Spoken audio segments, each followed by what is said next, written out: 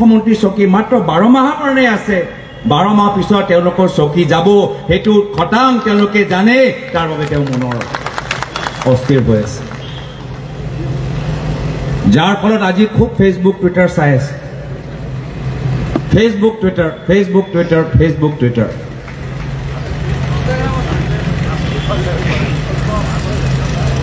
ভাল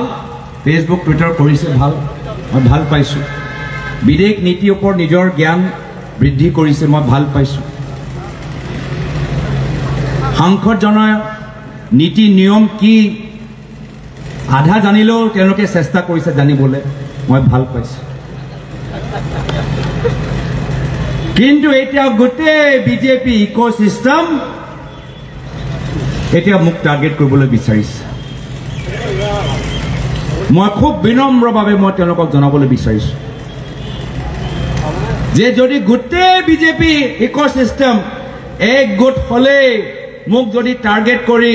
মোক ভাবে যে মই দল খলাই লম মই বহি যাম মই পিছুৱাই যাম মই তেওঁলোকক ক'বলৈ বিচাৰো মই প্ৰয়াত তৰুণ গগৈদেৱৰ সন্তান মই আগবাঢ়ি যামগৈ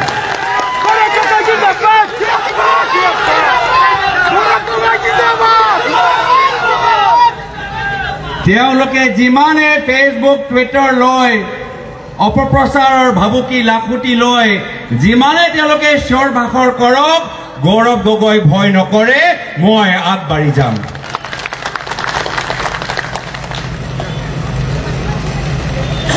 আৰু সেই কাৰণে মই দলৰ সতীৰ্থসকলক ক'বলৈ বিচাৰো এইখিনি যুঁজ এই যুঁজত আমি আগবাঢ়ি যাম কিন্তু আমাৰ মূল উদ্দেশ্য হৈছে যে আমি ৰাইজৰ হৈ মাত মাতিব লাগিব আমি অসমৰ জনসাধাৰণৰ অন্তিম আশা আৰু আহা বিধানসভা নিৰ্বাচন অসমৰ জনসাধাৰণৰ বাবে তেওঁলোকৰ লাইফলাইন আৰু কংগ্ৰেছ দল হৈছে অসমৰ দুখীয়া জনসাধাৰণৰ হেল্পলাইন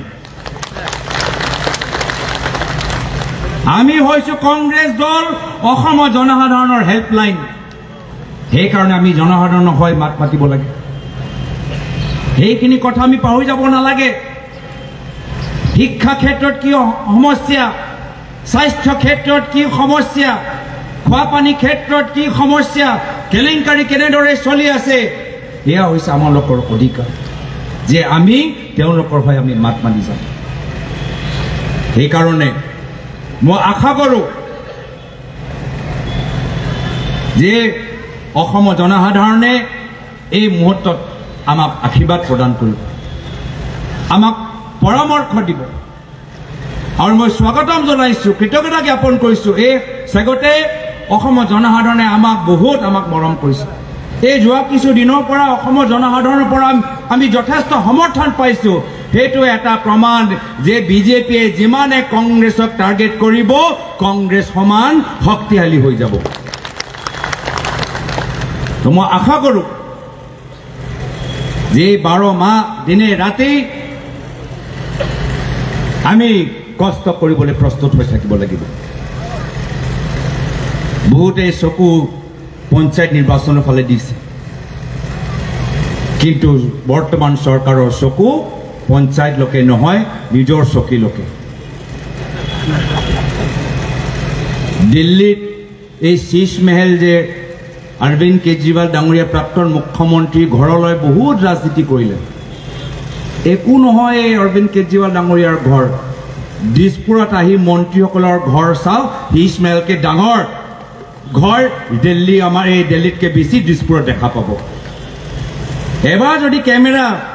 যিদৰে ভিডিঅ' তেওঁলোকে আমাৰ অৰবিন্দ কেজৰিৱালৰ ঘৰৰ সন্মুখত লৈ গৈ প্ৰচাৰ কৰিছে এবাৰ সেই একে কেমেৰা অলপ ৰিজৰ্টৰ ভিতৰত সোমাই দিয়ে অলপ ঘৰৰ ভিতৰত সোমাই দিয়ে অলপ মন্ত্ৰীৰ বাংলৰ ভিতৰত সোমাই দিয়ে গম পাব অৰবিন্দ কেজৰিৱালতকৈ দুগুণ বেছি খৰচ অসমৰ বিজেপি চৰকাৰৰ মন্ত্ৰী আৰু মুখ্যমন্ত্ৰীয়ে কৰিছে এতিয়া সেই কেমেৰা দেখুৱা সাহস আছেনে নাই আমি জানিবলৈ বিচাৰো তো বহুতখিনি কথা আমি পাতিবলগীয়া আছে মই আজিৰ তাৰিখত মই মাত্ৰ আপোনালোকক বিনম্ৰভাৱে অনুৰোধ জনাইছো যে যিদৰে বৰ্তমান চৰকাৰৰ চকু আহা বিধানসভা নিৰ্বাচনলৈকে আজি তেওঁলোকে কেন্দ্ৰিক কৰি তেওঁলোকে কামখিনি কৰিছে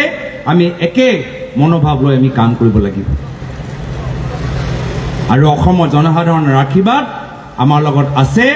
অসমৰ জনসাধাৰণৰ আজি বিবেক শক্তি আৰু অসমৰ জনসাধাৰণৰ মৰম আজি চাই আমি গম পাই গৈছো যে যদি আমি আজিৰ পৰাই ভালদৰে কাম কৰিম তেতিয়া নিশ্চয় ভৱিষ্যত কংগ্ৰেছৰ নেতৃত্বৰ চৰকাৰ হ'বলৈ গৈছে এইখিনি কথা কৈ মই ইয়াতে নিজৰ চমু দুআষাৰ সামৰিছো ধন্যবাদ জয় হিন্দ জয় আই অসম